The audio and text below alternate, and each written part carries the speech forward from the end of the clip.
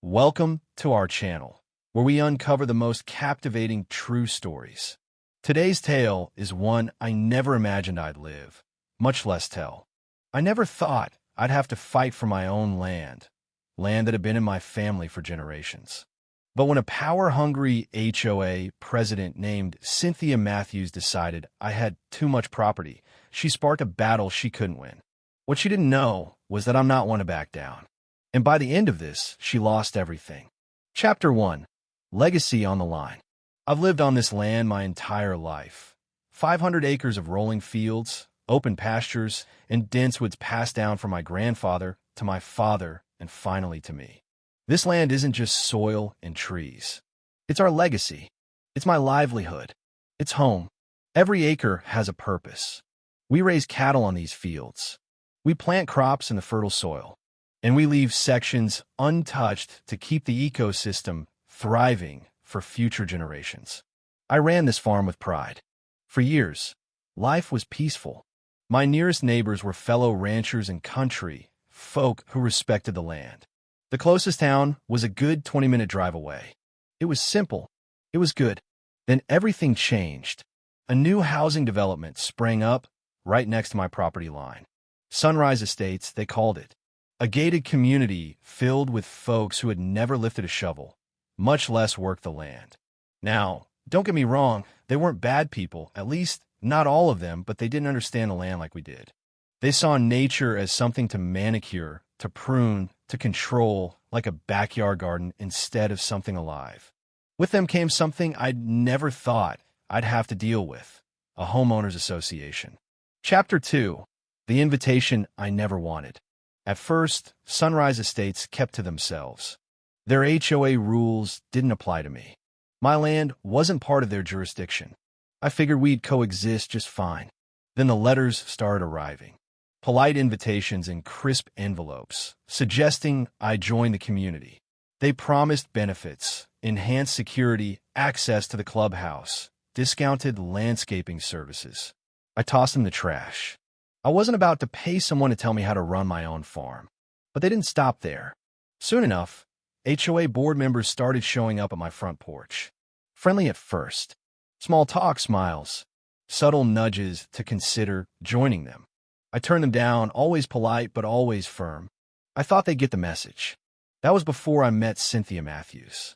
Chapter 3. Cynthia's game begins. Cynthia wasn't just another board member. She was the newly crowned president of the HOA. Tall, sharp-featured, with silver-streaked hair and the kind of expensive taste that screamed power. She pulled up one bright afternoon in a gleaming white SUV, stepping out with an artificial smile and a pie in hand. "Thomas," she chirped, thrusting the pie toward me like we were old friends, "I've heard so much about your beautiful land. It must be so hard maintaining all this by yourself." I said nothing about the crew of ranch hands who worked with me. I already knew where this was headed. She wasn't here to make friends. Cynthia wasted no time. "I wanted to personally invite you to join Sunrise Estates community. Imagine not having to worry about maintenance anymore. We have landscapers who could keep your land pristine." "This is a farm," I said flatly. "I don't need landscapers, and I don't need an HOA." Her smile faltered for just a second, but she recovered fast. "Oh, but Thomas," she said sweetly, "you have more land than you could ever use. Why let it sit idle when it could benefit the whole community?" I stepped closer. "This land has been in my family for generations. It's not idle, and it's not for sale." She paused, lips twitching, before pasting that phony smile back on. "Well, just think about it," she said lightly. I didn't need to. My answer was final. Chapter 4. The war escalates. I thought Cynthia had gotten the message. I was wrong. 1 week later, I received an official violation notice in my mailbox. Printed letterhead. Huasu. They claimed my land violated community standards, overgrown vegetation, unsightly fencing, and unkempt grounds. I laughed out loud. These were cattle pastures and hay fields, not suburban lawns. And I wasn't even part of their HOA. I tossed the letter and went back to work. But Cynthia wasn't done. A few days later, county inspectors showed up. Someone, I wonder who, had filed complaints. They inspected my barns, tested my soil, checked irrigation systems. By the time they were done, they apologized. Everything was in perfect order. Better, in fact, than most farms in the region. But didn't stop there. Chapter 5, Blockade at the Gate. One morning, one of my ranch hands called me, his voice tight with panic. "Boss, you need to get down here. Now."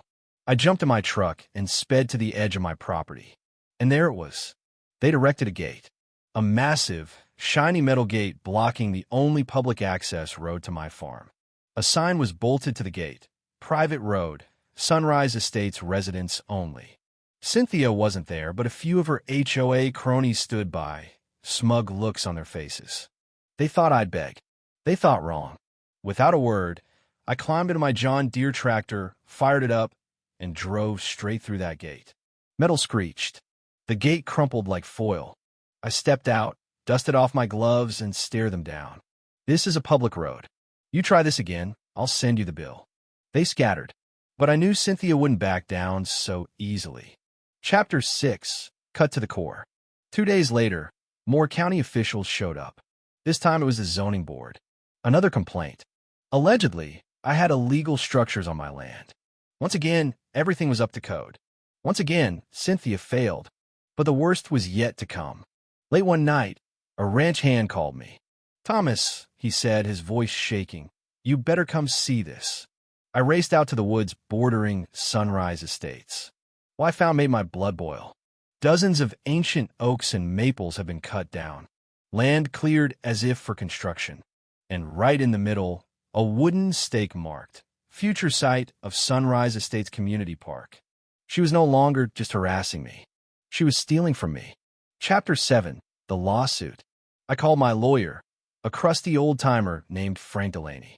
He'd handled land disputes for decades. When I told him the whole story, he sighed. "She's got a plan, and she's dangerous," he warned. Days later, I found a legal notice in my mailbox. Cynthia had filed a lawsuit against me. She claimed I owned too much land. I read it 3 times to make sure I wasn't hallucinating.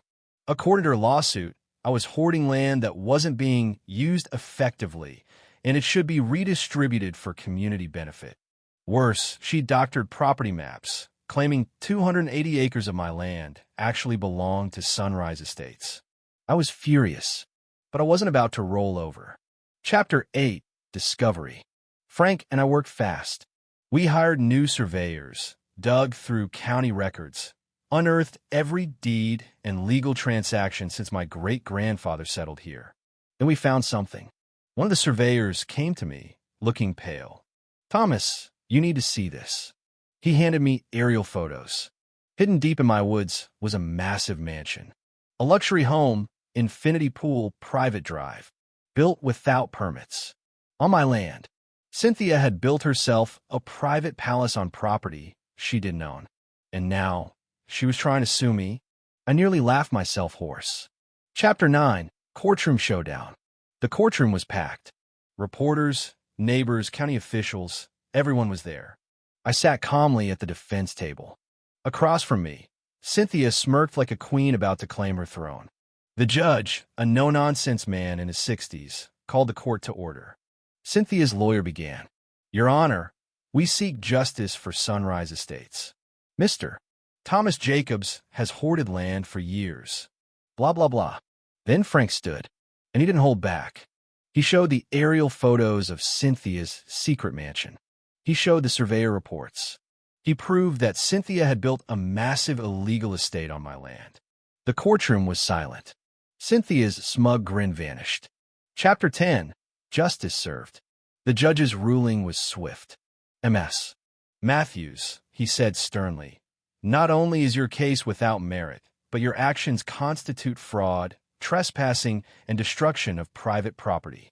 He ordered Cynthia to pay $1.5 million in damages, and he recommended a criminal investigation for fraud and perjury. Cynthia paled. She whispered, "This isn't fair." But it was justice. As I left the courtroom, she called after me. "Thomas, we can negotiate." I turned. I offered that chance months ago.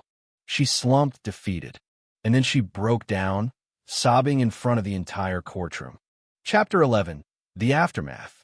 Weeks later, Cynthia disappeared from Sunrise Estates. Her home foreclosed, her reputation destroyed, and the mansion she built on my land? It was legally mine. Chapter 12. Sweet Revenge. I didn't move into her gaudy palace, but I had a better idea. I listed it on Airbnb. Called it the Cynthia Retreat. The listing description? Stay in the infamous illegally built estate of Cynthia Matthews. Experience the house that karma reclaimed. HOA rules not enforced. Bookings poured in. Social media lit up. Tourists, YouTubers, influencers, they all wanted to stay in the mansion that karma claimed. As I sipped my morning coffee on my porch, another booking notification popped up. Another guest coming to experience Cynthia's folly. She wanted my land so badly. Now, she's the one paying for it.